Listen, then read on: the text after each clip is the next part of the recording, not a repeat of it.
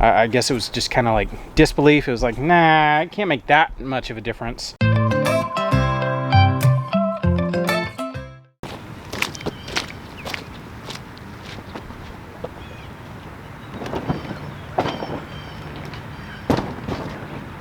Good morning, beautiful people.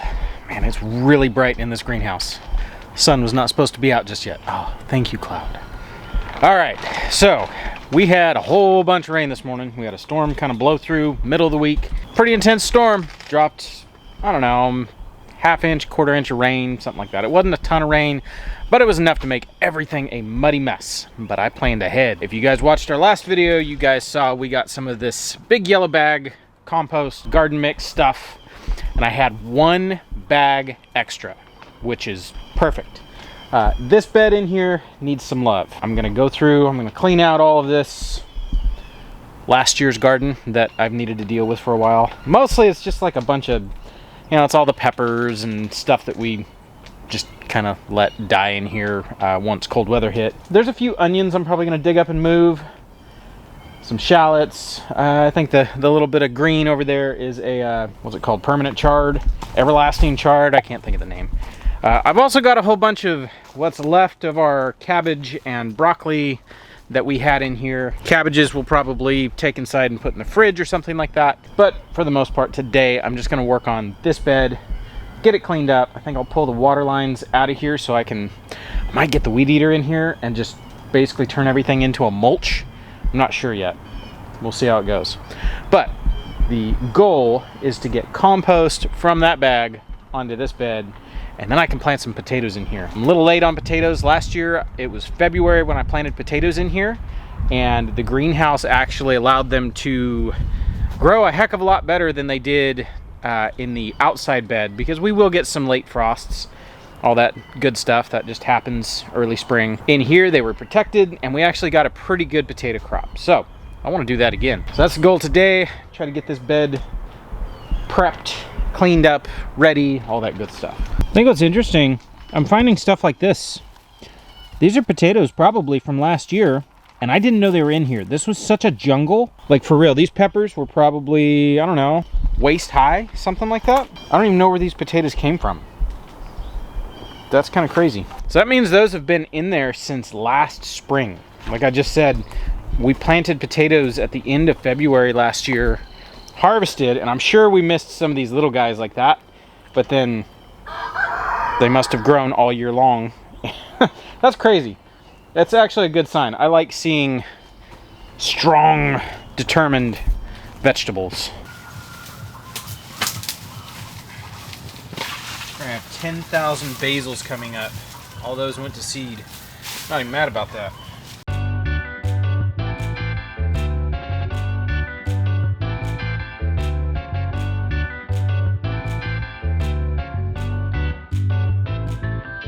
So it's super dry in here, but it's also full of dirt clods, and there's some various weeds that have come up in here I gotta deal with. There's also a few things in here, like this is a turmeric. I'm gonna dig that thing up, see if it's any good. That was actually a turmeric that I missed. I grew turmeric in here 2 years ago, and I must have missed a couple little pieces because it came up. I've also got some horseradish right here, which I'm just gonna kind of leave that where it's at. Everything you read about horseradish says, oh, be careful where you plant it, it'll become invasive. I want it to become invasive. We love horseradish. The horseradish in here is doing better than the horseradish that we had planted outside, but once it gets cold enough, it just dies back to the ground. I think I am seeing some green, yep. So it's coming back. So I'll just leave it where it's at. I'm gonna finish digging up and moving the stuff that I need to move, and then I'll probably go get the equipment, tear it up in here.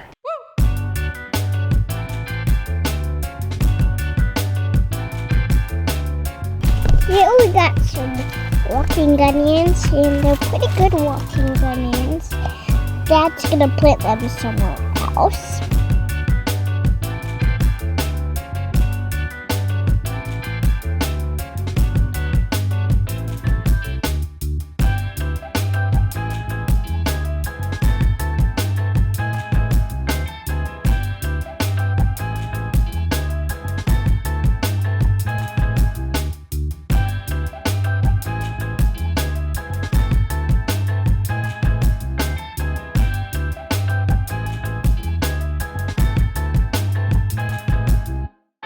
All right, that looks really nice, all fluffy. I'm actually kind of happy the soil moisture was not as low as I thought.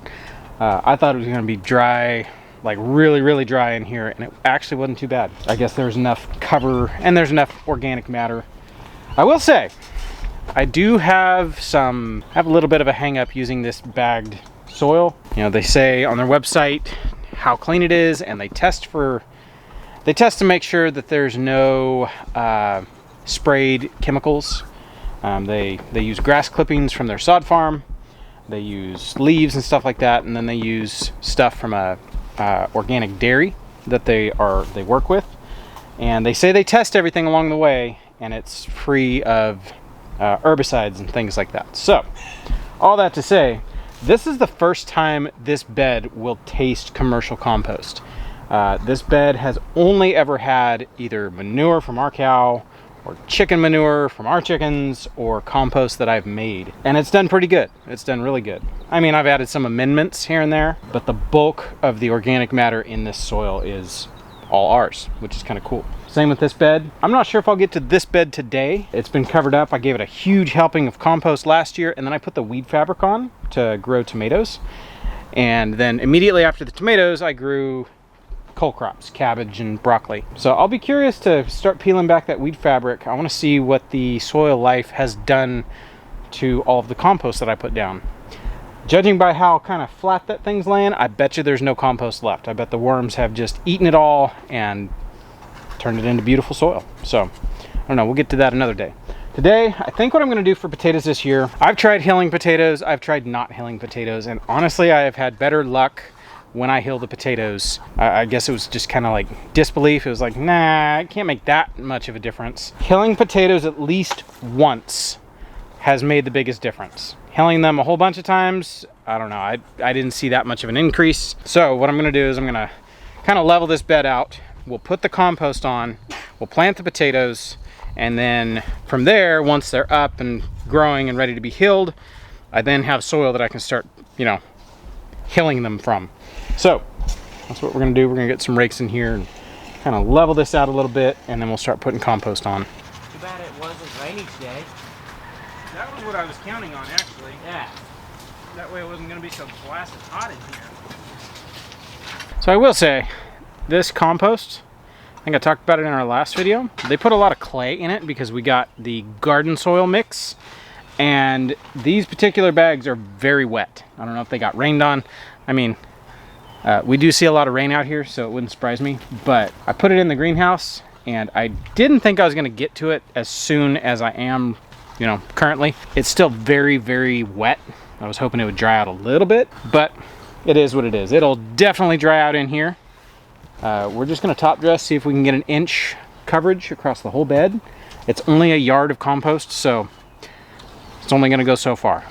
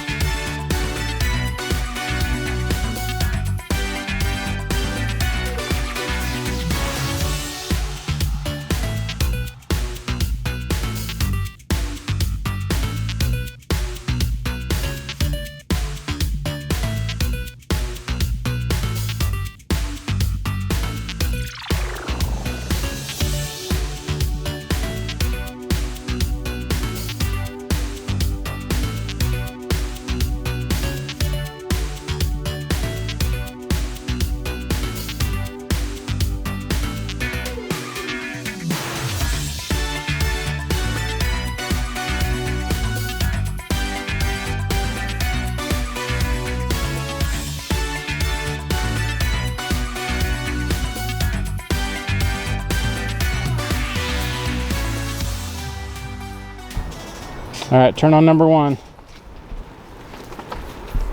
There we go. All right, we got water. All right, I'm gonna go shut this off so it's not a mud hole while we're planting. And then we'll get out here and plant here in a little bit. I think it's lunchtime right now. So all these little guys, these are all the little potatoes that we didn't really want to take the time to scrub and eat. These are very tired, holding on for dear life, but they're still growing. So we've used them in the past and they've grown. They've done all right for us. They will make potatoes. So I'm going to plant them. It's last year's potatoes. And some of these, honestly, some of these potatoes are potatoes that we have grown and we saved the itty bitty ones. We end up not eating them. Some of these have been grown on this property for like 4 years, something like that. So that's kind of cool. I've got some various russets. I've got some purple potatoes. I've got some red potatoes. They're kind of easy to identify. Like the actual plant itself is kind of a red color. So I'm gonna go through these and figure out. I definitely want to plant the purples. We love the Adirondack blues.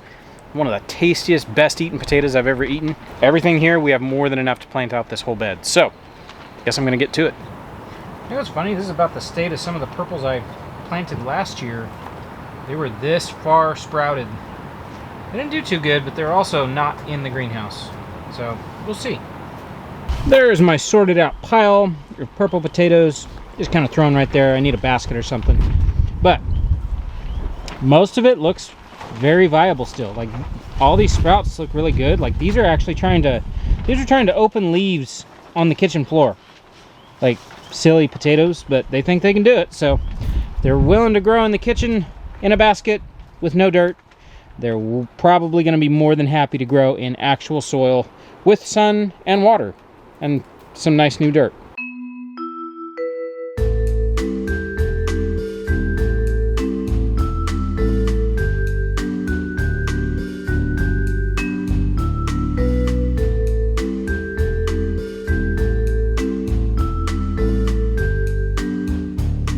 Oh, I got done planting that first row and went to pick up the camera and it was off. So if you guys didn't see me plant that row, I could give an instant replay.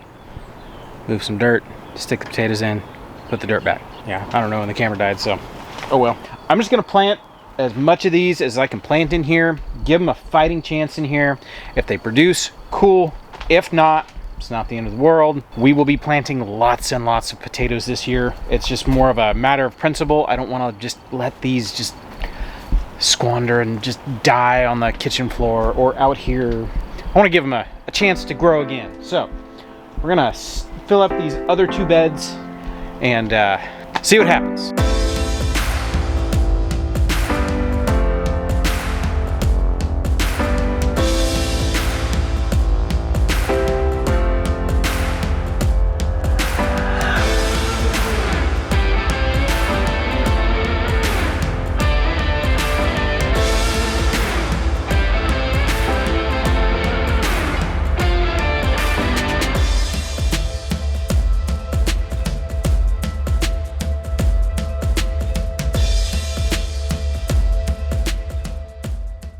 Took me like 45 minutes to plant a row by myself. Took me like 15 minutes with helpers. There we go. Buggy, what do we tell them? Go! That's right.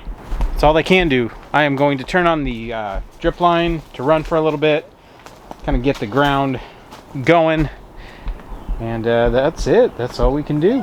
Cool. Not too bad. Hi. A second ago, you were trying to walk. She was. Let me show you all what Meg has been slaving away in the kitchen at today. So hard. So hard. So much work. Alrighty. We worked so hard on this. It's a shepherd's pie from the freezer. From the freezer? From the freezer. I had made it a while ago. I'd made a couple. And just stuffed it in the freezer for later. I actually had put shepherd's pie on the menu for tonight and I was going to make it fresh. And then I went into the freezer to get something, and I was like, oh look, a shepherd's pie. So I pulled it out. I forgot it was in there. Pulled it out, stuck in the oven for a couple hours, and voila. Dinner. I'm just. So it's like a TV dinner almost. Yeah, very close to that, but better. So I've got the broiler on now to just crisp up the taters. So good. Just waiting on that. That's exciting. Mm-hmm. What are you doing? You can say serious. You am. Shy. All right. Before the horde gets in here, and while we have a small moment of silence, we got our new issue of Self-Reliance magazine, and so I wanted to share about this real quick. I've talked about this before, and I will probably talk about them again. We really enjoy Self-Reliance magazine. I did say at one of our earlier spots when I was talking about them is they really remind me of Countryside magazine, which I used to get and I loved until they went like full ads all over the place, and it was like every page was ads. Like every page was ads, and I was like, why am I paying money for this? This is dumb. There was hardly any content. And so I've always been like really hesitant to just get another magazine because it seems like all the magazines are just ads all the time now. But Self-Reliance and Backwoods Home are not ads. So Sam had hit us up and sent us a couple issues to try out, and we really enjoyed them. And I mean, it's like not very many ads. So I wanted to share that. We got the new one. So if you guys want, I'll drop a link below. You can get Self-Reliance and or Backwoods Home magazine for 50% off, either one of the issues or both of the issues for 50% off of your subscription. I'll pop a link below. We really enjoy them, and I mean, they're just nice, basic homestead self-reliance stuff, animal husbandry, yeah, all that kind of stuff. Good stuff. So, all right, I better check this before it burns. Oh, it's not burning yet.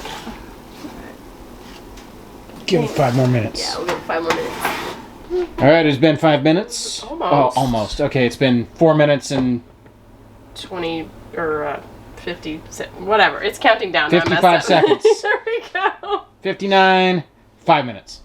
4:59. There we Yeah, go. I can't. It's Whatever. too fast. Whatever. It's too fast. Oh, yes, that looks better. That's way better. A little bit of crusty on the top. Yeah. Come on, camera. Camera's not cooperating tonight. There we go. Oh, that looks great. And it's singing. It is. Sounds beautiful. All right, time to ringy dingy. Yep.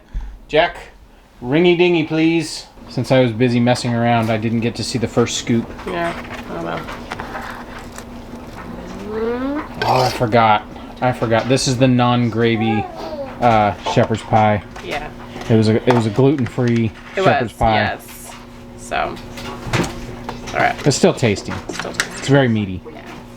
and potatoey, the way a shepherd's pie should be. Yeah. There we go. All right. Dear Heavenly Father, thank you for today. Please bless this food for our bodies in Jesus' name. Amen. Amen. That's right. I like that term from Morgan knows. Say something at the end. That's right. Yeah. She's like, yeah, what's time to eat? All right. That was delicious. I finished first. That's why I'm wrapping this up Right. so soon. Right. People are still stuffing their face, and I'm shoving a camera in their face. All right. That's gonna do it for us for today. So we'll catch you guys on the next one. Bye.